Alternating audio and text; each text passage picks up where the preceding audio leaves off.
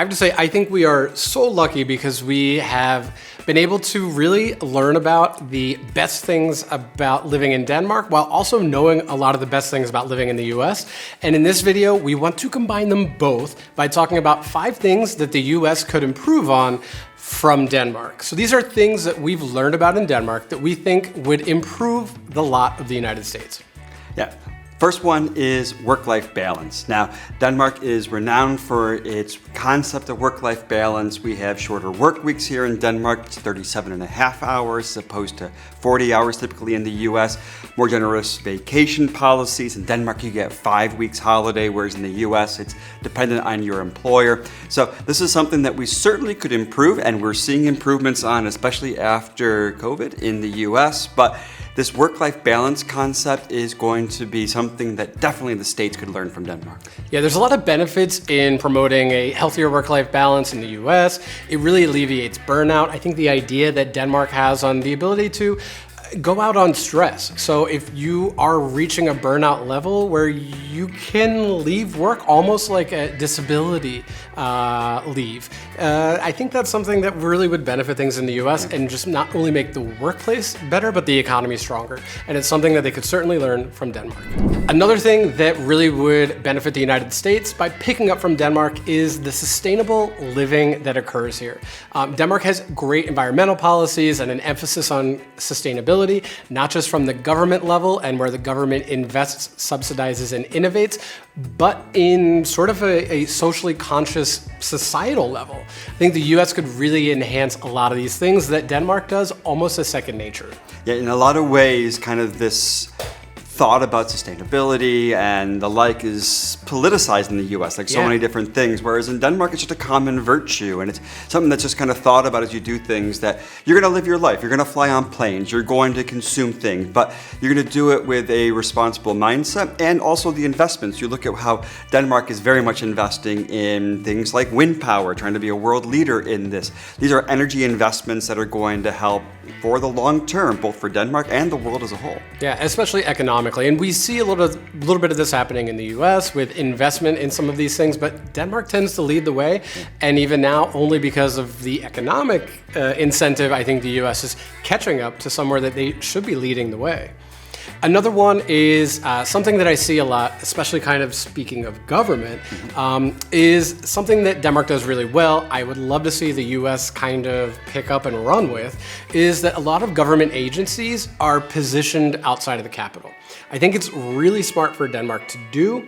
I think there's a lot of, there's still like a bit of this chip on the shoulder in other parts of Denmark that a lot of focus is always on Copenhagen and the capital region. I think that exists in every country though. That's always going to be the case with Washington, D.C. in the US. But one thing Denmark has done really well is moved certain government agencies outside of the capital. Yeah, and that's other programs focusing on having various educational programs being outside of Copenhagen, trying to make sure that the whole country can be able to grow together rather than becoming fully reliant on the capital city. I think it's a challenge, obviously, in the politics of the U.S., where you start to see a huge divide between the successful creative cities and some of the areas that are left behind. A lot of active work has been done to try to avoid that here. Yeah, so it makes sense to have something like the Department of Agriculture based in Iowa? Yeah. So, somewhere where they grow things, not Washington, D.C. Or, the Department of the Interior, like alongside one of the famous national parks. I think it would make sense, and it would also give everybody in the U.S. a bit of ownership for the government, rather than thinking that it's just something in Washington, D.C., and it's them versus us. Another thing that the U.S. can learn from Denmark is cycling infrastructure. And I can say this personally because when I lived in Philadelphia, I actually commuted to work by bike, and it was kind of dangerous. I think the U.S. can definitely learn from the extensive and safe cycling mindset that we have here in Denmark. The infrastructure is there so that you can safely cycle almost anywhere in the city and the country. I know people that go to work well out into the suburbs, and they take a bike to get there as well, which is something that you definitely can't do in the States. I know in Philadelphia there were certain bike lanes on certain streets, but it wasn't all of them, and half the time the bike lanes turned into parking spaces. People would just put their cars in there as well that you went around. You would never see that here in Denmark because they literally have the bike lanes curbed and separate from the streets. It's fantastic. Yeah, otherwise it would just be covered by Uber drivers waiting to pick you up, or an Amazon delivery truck pulling into the bike lane, forcing you to bike into traffic on your way to work. So I think that it's definitely something I would love to see. I feel like biking in the US is almost like something that's just for kids, right? Like it's not even looked at as like, yeah, you need a grown-up bike. You can bike to work. You can bike to wherever you have to go. Like, it's just something that's sort of ingrained in society here that I really do enjoy. It doesn't mean that you have to give up your car either. It just means that you can have it as a supplement to public transportation or driving somewhere.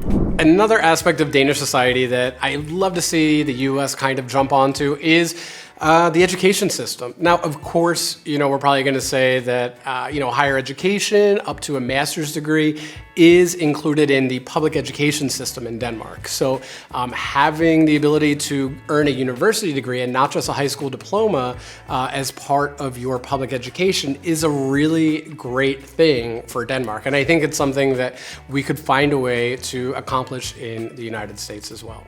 Yeah, and when we talk about education, it includes early age education as well, as daycare is subsidized in Denmark. So the expectation is that essentially once the parental leave is done and the kid is about 1 year old or so, they're going to go into the Vuggestue and then to the Bornholm and then to the kindergarten. You're going to be in some sort of structured education program from a very, very young age here in Denmark. And this is also a stressor for a lot of people in the US, which is how do I have a 2 working parent household and have kids and be able to afford that because childcare is so expensive. So that mindset of investing in education from a very, very young age, and also the benefit too, if you're an adult, you may have taken a university education in something and changed your mind mid-career. In Denmark, that's, I'd almost say, encouraged that you can go do that. We have plenty of friends that have gone back to school in the middle of a career to do a shift in there. So it's positive to make sure that people can be able to get the high quality education to be able to contribute to society with what they want to do. It's a great way to be. Yeah, so from early education all the way through higher education,